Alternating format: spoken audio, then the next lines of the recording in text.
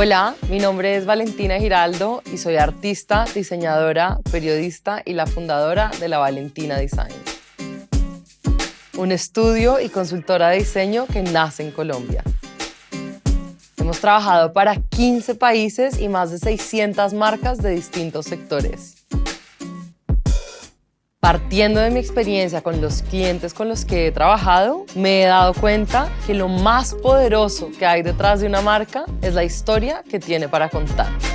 El storytelling despierta emociones, lo que es clave para crear una relación entre las empresas y sus consumidores.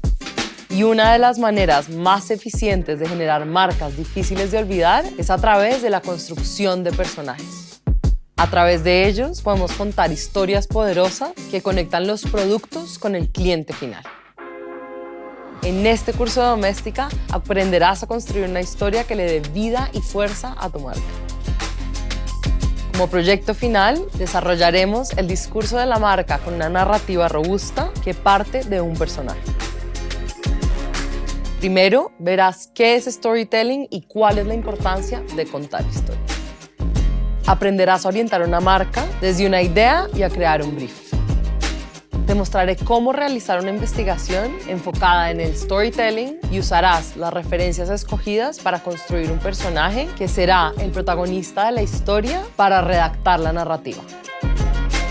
Lo siguiente será plantear el uso del lenguaje para comunicar la marca y entender cómo traducir una historia a puntos de contacto. Finalmente, te contaré cómo crear un discurso de ventas atractivo y cómo presentarlo. Al terminar este curso, sabrás cómo construir historias poderosas que conecten con tu cliente. Vamos a crear marcas difíciles de olvidar a partir de historias que no se pueden ignorar.